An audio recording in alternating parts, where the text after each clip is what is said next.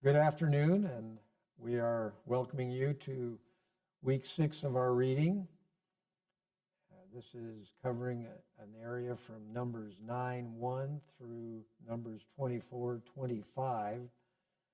And at this time, the Israelites are essentially 1 year out after leaving Egypt.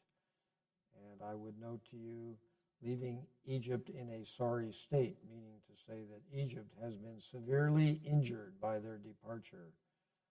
And I would note that was God's plan, and I believe Egypt earned the right to be destroyed, or at least injured, by this whole event.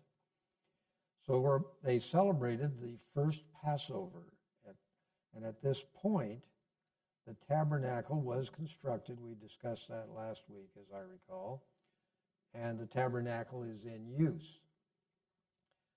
At this time also, or during this same approximate interval, the first census was conducted, and that's the basis for the claim we had last week that there were 603,550 military-age personnel in this group, which is the basis for my claim that there had to be over 1 million people, and there are various numbers bandied about, 1,300,000, 1,500,000, a large number of people. So they celebrate the first Passover, the first time they've had Passover since leaving Egypt. The first actual Passover was in Egypt the night before they left. And now they are ready to begin their journey under God's direction. And I would like to read a brief passage from our text. Just to me, this is the only place it clearly describes how this went down for what will turn out to be the next 40 years. I am reading basically from Numbers 9, starting at about verse 20. Whether by day or by night, whenever the cloud lifted, they set out. Whether the cloud stayed over the tabernacle for 2 days or a month or a year, the Israelites would remain in camp and not set out. But when it lifted, they would set out. At the Lord's command, they encamped, and at the Lord's command, they set out. They obeyed the Lord's order in accordance with his commands through Moses. So at this point, they don't actually have very far to go. They're really kind of at the southern end of Israel. They're right near, we know they're near the base of the Gulf of Aqaba, but we don't know exactly where. And I would review what we discussed last week. One of our followers did ask some questions about this. You will notice that I have claimed, and the author of this Rose Publishing map asserts that that's the approximate location of Mount Sinai. And that is the location of the St. Catherine's Monastery. Several other writers have asserted that it's more likely that Jebel al-Lawz is actually the location of Mount Sinai. I don't really buy that, but it's possible. And that raises an interesting question, because if that is the place, possibly the so-called Sea of Reeds is nowhere near the area around the Suez Canal, but is instead somewhere here at the crossing of the Gulf of Aqaba. So I don't think there's any way to answer that directly. But personally, I'm quite convinced by the fact that the people of Constantinople, the Christians of Constantinople, i.e. Istanbul, in 530 AD, they believed that Mount Sinai was here near the end of the Sinai Peninsula. So, with that, what happened in our reading? Well, One of the highlights, I guess we call it a highlight, was the people complaining about no meat, how wonderful it was in Egypt. Wonderful in Egypt? Not exactly. But nonetheless, that's one of the events. Now, at the same time, 70 responsible men were appointed to help Moses decide matters, so that was a change. And as a result of the meat complaint, quail were sent, obviously miraculously. I don't know that that ever happens in modern times, but nonetheless, God sent quail, so they had lots of meat, or at least it appears it was quail, birds for sure, lots of meat, but it angered God deeply because as a result of, after having provided all this meat, before it was unstuck from between their teeth, the Lord sent a plague, a severe plague. I have placed that in quotations. And lo and behold, they had to bury a lot of people at Kibroth Hattaavah.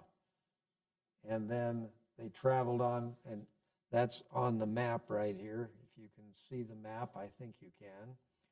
There is Hazeroth, the next spot they hit after they buried people at Kibroth Hattaavah. And from there, they traveled on to Kadesh or Kadesh Barnea. So if you're looking at my map, you can see that's the location.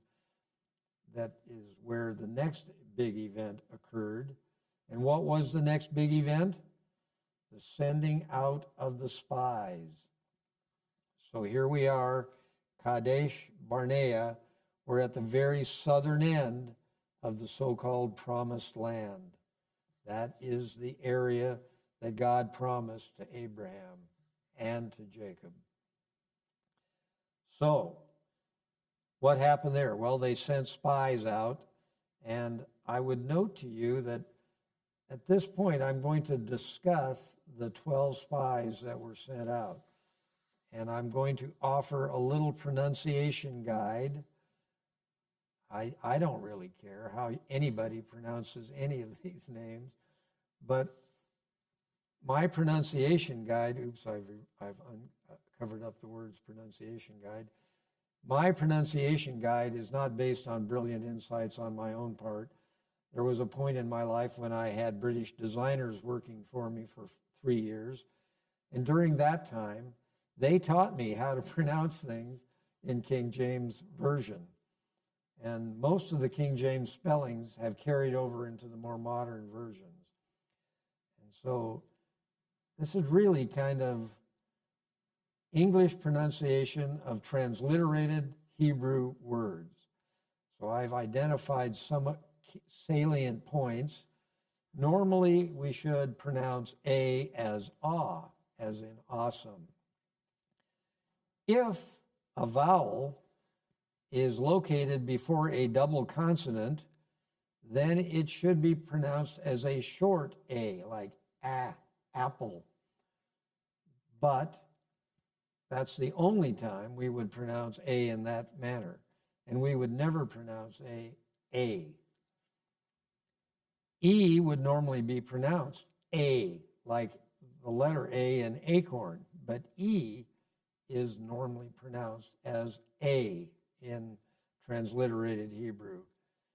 The letter I is normally pronounced E, like in keep, E-E, but it's the letter I.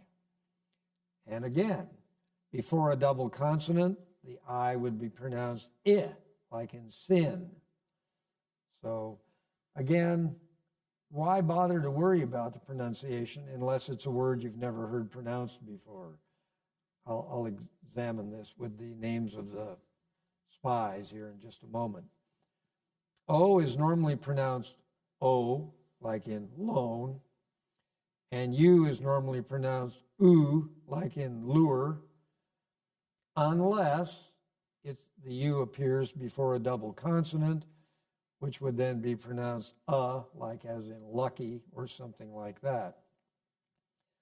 Now, Just by way of example, we're going to, in the near future, encounter the famous name Balaam. That's how we always pronounce it. But I would note to you that if we followed the rules, that would not be the correct pronunciation.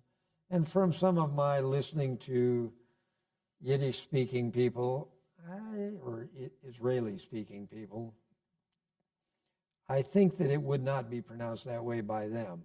I believe they would pronounce that Balaam. The double A normally implies a glottal stop in the middle of the ah sound. So Balaam. And that's also true in Arabic. So with that, let's talk about, and you, if you wish, you can find where the 12 spies are listed in your reading. And let's talk about the 12 spies who were sent out.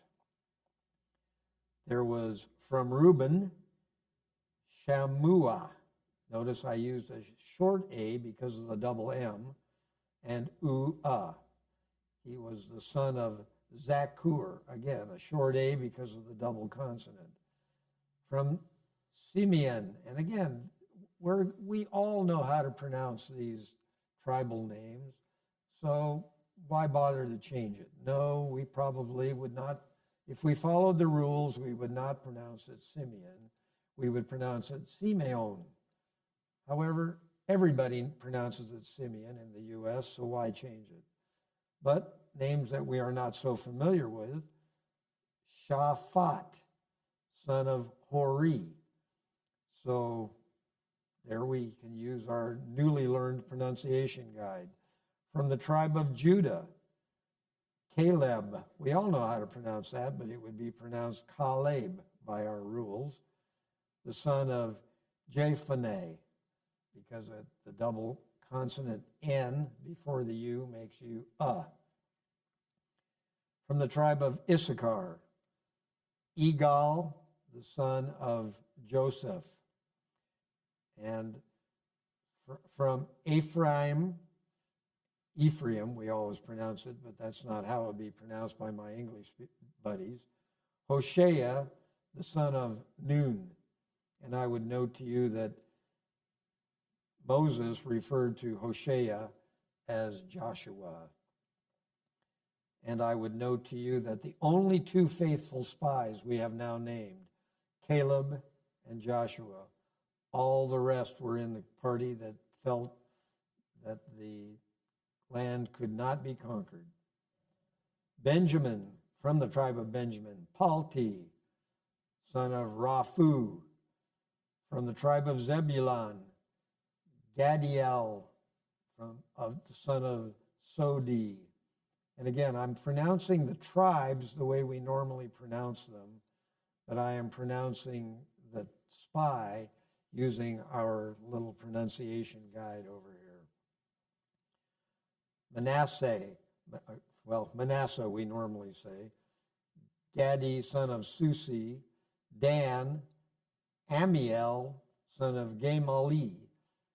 Asher, the spy was Sathur, son of Mikael. Naphtali, the spy was Nabi, son of Vophsi. And finally, from Gad, Geuel, son of Maki. So we now have practiced some name. If you read silently, you don't need to pronounce the words, and that's okay. But if you feel like you would like to know personally, I verbalize in my pea brain a lot of my reading, and I sit there and think, well, how did they pronounce that name? Well, these are the rules I personally use. So what happened after the spies returned?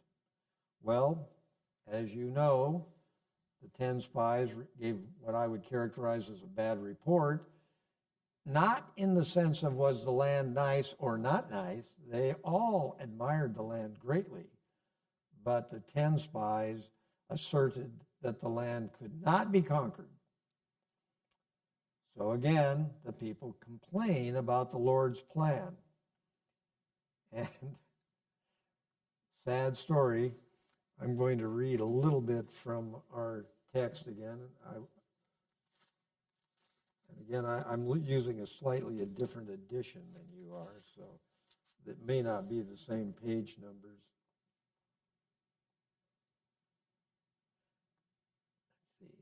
Let's see. You're still on the camera there, right?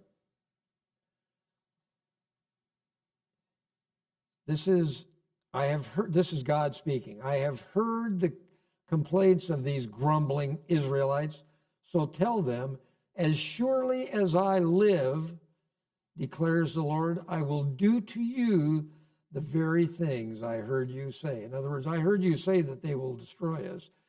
In this desert, your bodies will fall, every one of you 20 years old or more, who was counted in the census and who has grumbled against me. Not one of you will enter the land I swore with uplifted hand to make your home, except Caleb the son of Jephunneh and Joshua the son of Nun. So that's what's going to happen as a result of this unreasonable, well, I guess it was sort of reasonable, but unacceptable claim that God would not care for them. As a result, they're going to now wander in the desert for 40 years. Arrogance and lack of confidence in God's plan has again struck them down. What do? They decide, oh, well, no, we'll go ahead and attack them. After God has told them, no, you're not going to get away with it. They decide to attack them. And as if you've completed the reading, you know that they were defeated militarily in their efforts to attack the area.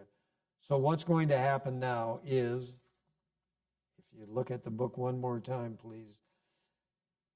Here we are. They've sent spies into the country and back. It appears they got into the vicinity of Hebron, and now they are commanded that they're not going to be successful in attacking them. And so for the next 40 years, it appears that they wander in this general area.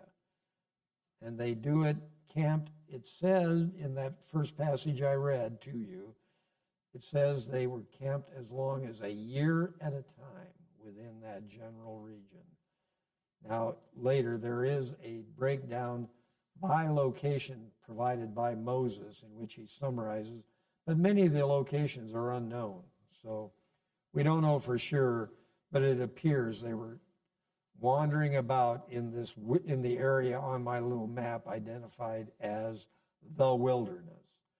So that's the end of our reading for this week.